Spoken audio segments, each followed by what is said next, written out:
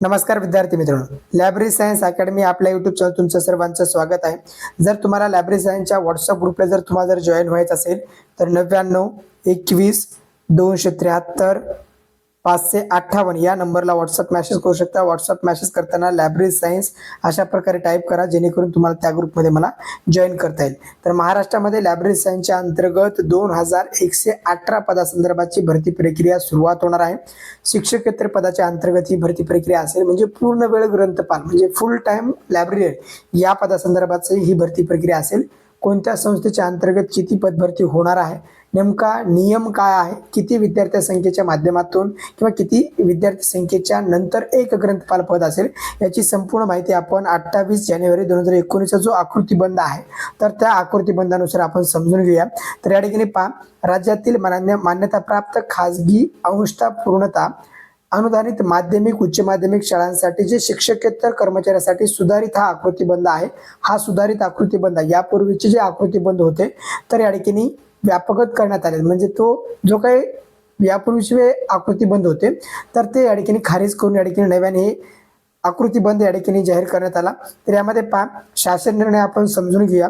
राज्यातील सर्व खाजगी अनुदानित अंशतः अनुदानित माध्यमिक उच्च माध्यमिक शाळांतील शिक्षकेतर कर्मचाऱ्यांसाठी आकृतीबंध निश्चित करण्यासंदर्भातील यापूर्वीचे सर्व शासन निर्णय अधिक्रमित करण्यात येत असून खालीलप्रमाणे सुधारित आकृतीबंध या ठिकाणी लागू करण्यात आलेला आहे. आता यामध्ये पहा, आता आपल्याला फक्त लायब्ररीयन या पदासंदर्भात इन्फॉर्मेशन पाहायचं आहे. तर तुम्ही या ठिकाणी हा काळजीपूर्वक चार्ट समजून घेऊ शकता. तर या ठिकाणी पहा, या चार्टमध्ये आपल्याला समजते की लायब्ररीयन पदाच्या अंतर्गत जे काही ग्रंथपाल पदे आहेत तर त्या पदासंदर्भाचे 2 पदे आहेत. पहिलं कोणतं पद आहे तर पूर्णवेळ ग्रंथपाल, त्यानंतर दुसरं आहे अर्धवेळ ग्रंथपाल. तर अर्धवेळ ग्रंथपाल संदर्भात सुद्धा आपण चर्चा करूया. तर पहिलं जे आहे ते पूर्णवेळ ग्रंथपाल. महाराष्ट्रामध्ये जे काही माध्यमिक उच्च माध्यमिक शाळा आहेत, जे की 5वी पासून ते 12वी पर्यंतच्या शाळा आहेत, ज्या की गव्हर्नमेंटच्या असतील किंवा संस्था असतील, त्या संस्थेच्या अंतर्गत हा ग्रंथपाल पदासंदर्भाची भरती प्रक्रिया लवकरच मंजूर होणार आहे.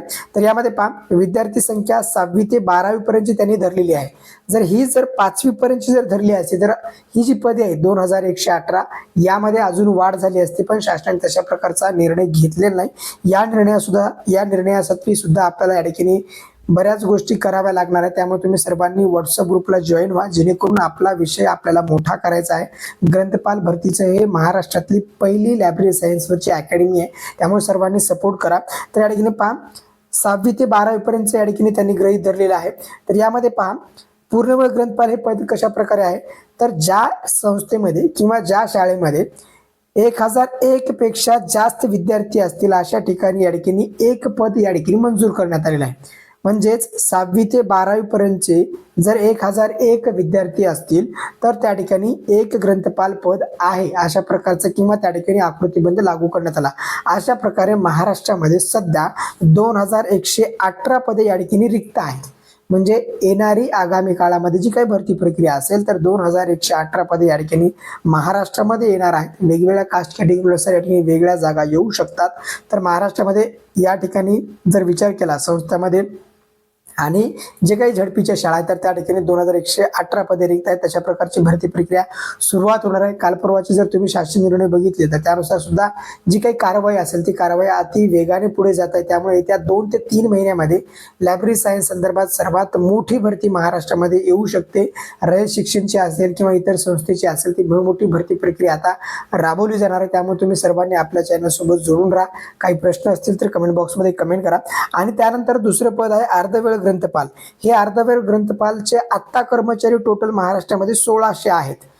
हे 1600 कर्मचारी या ठिकाणी सेवानिवृत्ती झाल्यानंतर किंवा यांची जी निवृत्ती झाल्यानंतर हे पद या ठिकाणी आता संपुष्टात आणलेलं आहे. म्हणजे या पदाची आता भरती प्रक्रिया या ठिकाणी राबवली जाणार नाही. म्हणजे आता फक्त पूर्णवेळ ग्रंथपाल या ठिकाणी असणार आहे. म्हणजे 1600 कर्मचारी या ठिकाणी ज्यावेळेस सेवानिवृत्त होतील तर ही पदे या ठिकाणी व्यापकत करण्यात येतील. म्हणजेच ही मृत्यू संवर्ग या ठिकाणी घोषित करण्यात आलेले आहे. तर म्हणजे अशा प्रकारे आता महाराष्ट्रामध्ये पूर्णवेळ ग्रंथपाल या पदाची भरती प्रक्रिया लवकरच सुरुवात होणार आहे.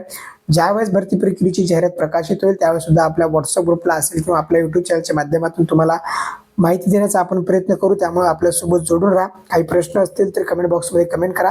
हा जर GR तुम्हाला जर हवा असेल तर 99 21 273 558 या नंबरला व्हॉट्सअप मेसेज करू शकता. धन्यवाद. थँक्यू. जय हिंद, जय महाराष्ट्र.